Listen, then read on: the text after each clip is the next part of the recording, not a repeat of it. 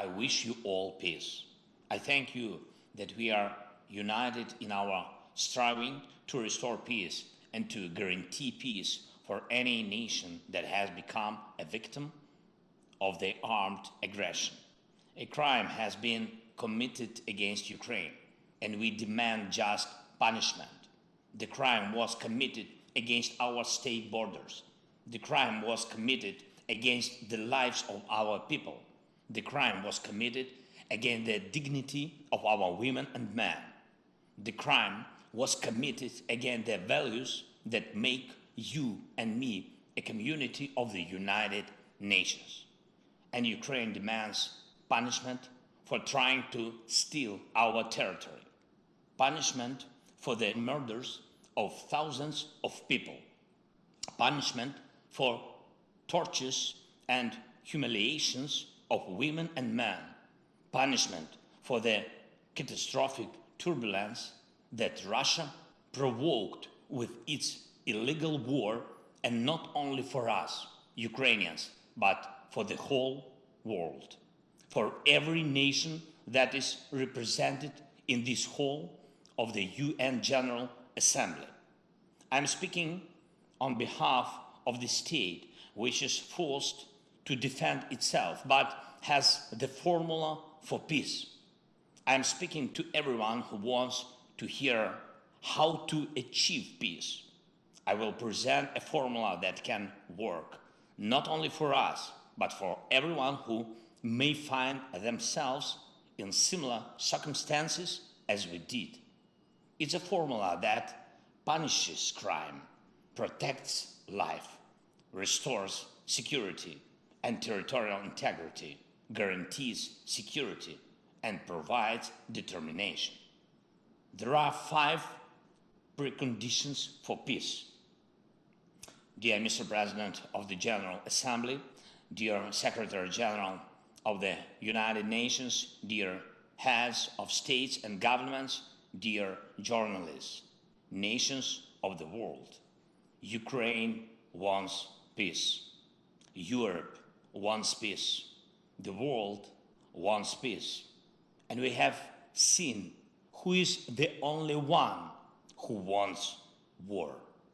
There is only one entity among all UN member states who would say now, if he could interrupt my speech, that he's happy with this war, with his war. But we will not let this entity prevail over us, even though it's the largest state in the world.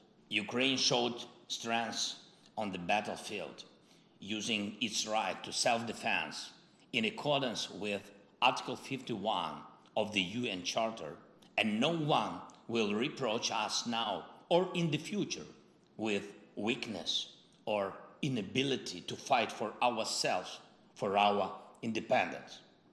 We are achieving a result in this fight, and we see what the end of this war will be and what will be the guarantees of a stable peace. The UN Charter proclaims the equality of nations, and we proved that Ukraine is equal among the equals. The UN Charter protects the inviolability of borders, and we confirm our state borderline by expelling the occupiers outside. The UN Charter stipulates the value of human rights, dignity, and life, and we also stipulate them with every Ukrainian city freed from Russian occupation. We didn't provoke this war. We held 88 rounds of talks in various formats to prevent this war, just from the beginning of my presidency until February 24 this year. But Russia, instead of stopping the crime of aggression, which it started back in 2014, turned it into a full-scale invasion. And we have no choice but to defend ourselves. We do it. We push the aggressor beyond the internationally recognized border of the Ukrainian state. And this is the first item of our peace formula. comprehensive item. Punishment. Punishment for the crime of aggression. Punishment for violation of borders and territorial integrity. Punishment that must be in place until the internationally recognized border is restored, until the aggression stops, and until the damages and losses for the war are fully compensated. Therefore, sanctions against the aggressor are part of the peace formula. Blocking the trade and relations with the aggressor is a part of the peace formula. All this is a punishment. So long as the aggressor is a party to decision-making in the international organization, he must be isolated from them, at least until aggression lasts. Reject the right to vote, deprive delegation rights, remove the right of veto if it is a member of the UN Security Council, in order to punish the aggressor within the institutions. We shouldn't turn a blind eye to propagandists who justify aggression, but apply a full package of personal restrictions against them. That is a punishment for lying. Citizens of the aggressor state shouldn't be allowed to enjoy tourism or shopping in the territory of those who value peace, but should be encouraged through visa restrictions to fight against the aggression of their own state. Punish for abetting the evil. A special tribunal should be created to punish Russia for the crime of aggressor against our state. This will become signal to all would-be aggressors that they must value peace or be brought to responsibility by the world. We have prepared precise steps to establish such tribunal. They will be presented to all states. Ukraine will appeal to the UN General Assembly to support an international compensation mechanism. We count on your support. Russia should pay for this war with its assets. It's also a punishment. This is one of the most terrible punishments for Russian officials who value money above everything else. The second item of the peace formula is the protection of life, the most concrete item. Now, while the sessions of the General Assembly continue in the Ukrainian town of Izum, Kharkiv region, the exhumation is underway of bodies from a mass burial which happened when the territory was controlled by Russian troops. The bodies of women and men, children and adults, civilians and soldiers were found there, 445 graves. There is a family that died under the rubble of a house after a Russian airstrike. Father, mother, 6 and 8-year-old girls, grandparents. There is a man who was strangled with a rope. There is a woman with broken ribs and wounds on her body. There is a man who was castrated before the murder, and this is not the first case. Ask, please, the representatives of Russia why the Russian military are so obsessed with castration. What was done to them so that they want to do this to others?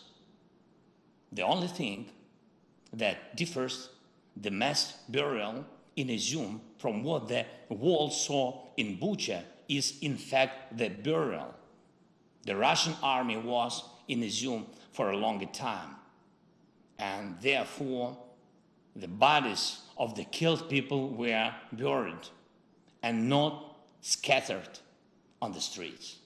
So how can we allow the Russian army somewhere on Ukrainian soil, knowing that they are committing such mass murders everywhere? We cannot.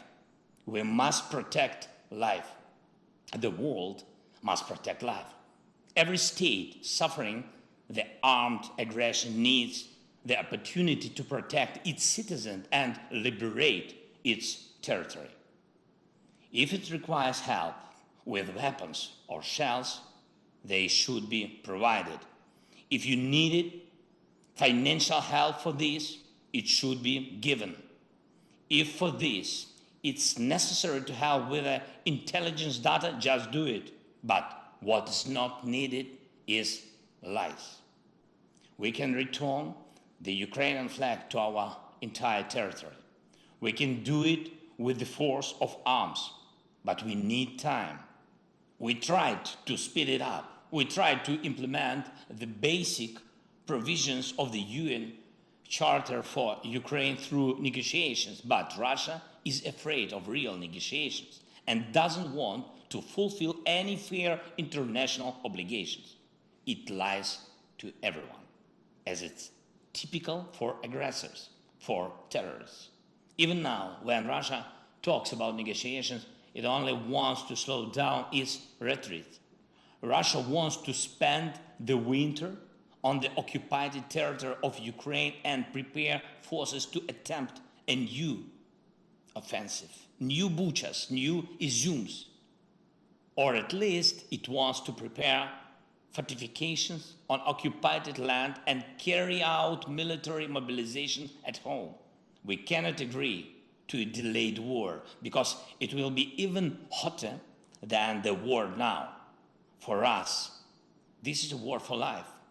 That is why we need defense support, weapons, military equipment and shells. Offensive weapons and long-range one is enough to liberate our land, and defensive systems, above all air defense. And we need financial support to keep internal stability and fulfill social obligation to our people. Physical and social protection are two elements of any nation's life. So, the second item of our peace formula is the protection of life by all available means allowed by the UN Charter. The third item of our peace formula is restoring security and territorial integrity. Look at how many elements of global security Russia has undermined with its war.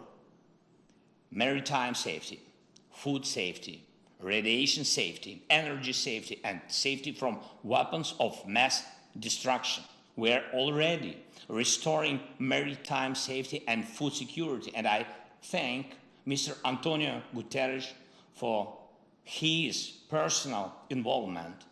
Algeria, Ethiopia, Egypt, Libya, Kenya, Somalia, Sudan, Tunisia, Bangladesh, Israel, India, Iran, Yemen, Cyprus, China, Korea, Lebanon, Turkey, Belgium, Bulgaria, Greece, Ireland,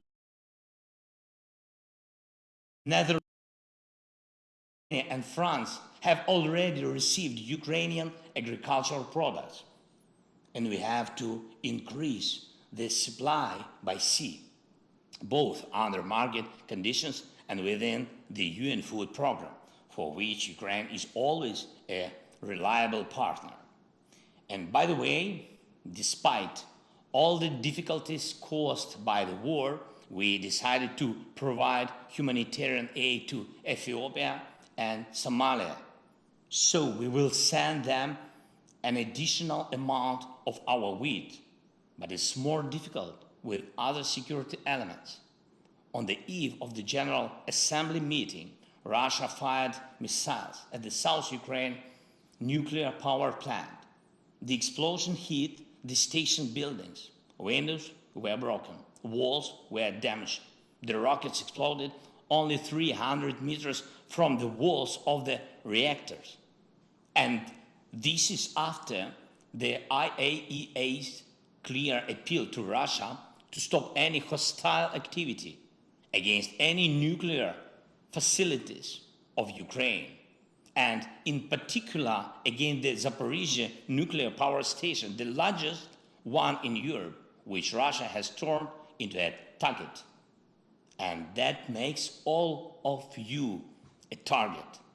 Russian radiation blackmailing is something that should concern each and every one of you, because none of you will find a vaccine against radiation sickness.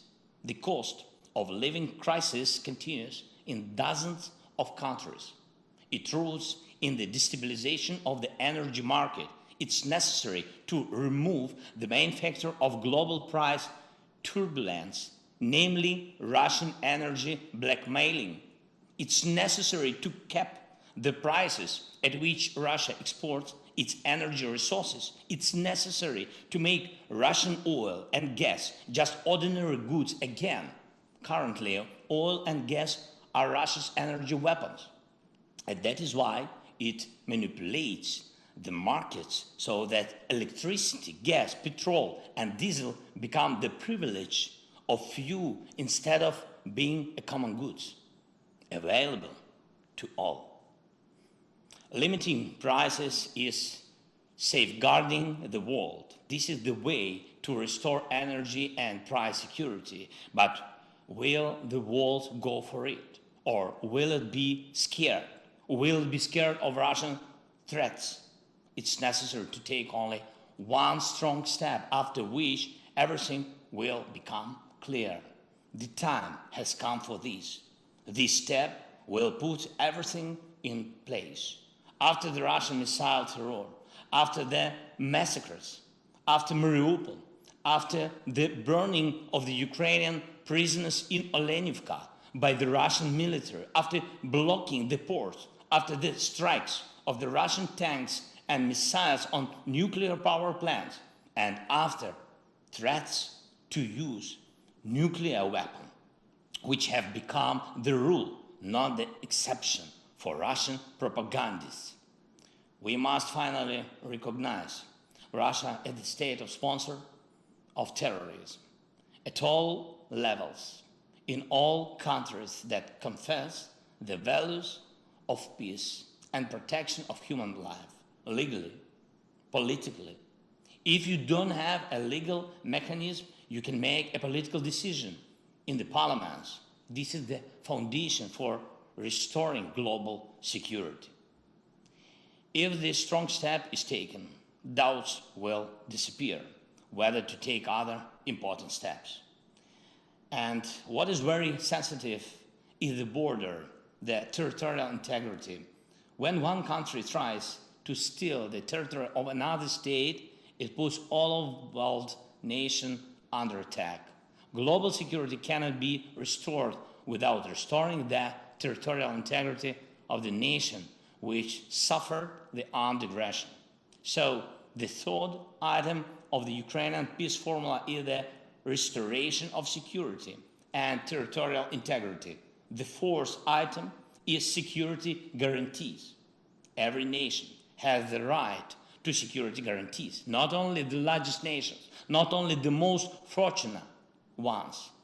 We have proposals to upgrade the security architecture for Ukraine and for Europe and the world, which will not allow any more aggression against us. We are already presenting them to partners. Proposals for legally binding multilateral and bilateral treaties. These are the conditions for the guarantors to act and the timeline for their actions to bring results. Results on land, at sea, and in the air, in diplomacy and politics, in economy and finance, in providing weapons and intelligence. Each of you who will receive the text of our peace formula will also see the details of what we offer as security guarantees. I do not want to compare our offers with the guarantees of any alliances that exist on the planet now. I want to stress that it is always much better to guarantee the security of a nation preventively rather than to stop a war after it has already begun. And the fifth item of the Ukrainian peace formula is the without which the other four items will not work. This is our determination to fight. This is the determination of the partners to help us and also themselves. And this is the determination of the world to unite around the one who fights against armed aggression and to call to order the one who threatens all. So, all 5 items of our formula: punishment for aggression, protection of life, restoration of security and territorial integrity, security guarantees, and determination to defend oneself. This is the formula of crime and punishment, which is already well known to Russia.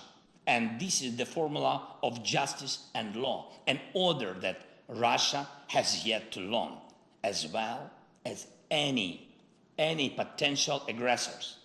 What is not in our formula? Neutrality. Those who speak of neutrality when human values and peace are under attack mean something else. They talk about indifference, everyone for themselves. Here is what they say. They pretend to be interested in each other's problems. They take care of each other formally. They sympathize only for protocol, and that is why they pretend to protect someone, but in reality, they protect only their vested interests. This is what creates the conditions for war. This is what needs to be corrected in order to create conditions for peace. All you need is determination. There was a lot of talking about reforming the UN. How did all end? No result. If you look carefully at our peace formula, you will see that its implementation is already becoming a de facto reform of the United Nations. Our formula is universal and unites the North and the South of the world. It calls for the world's majority and encourages to expand the representation of those who remained unheard.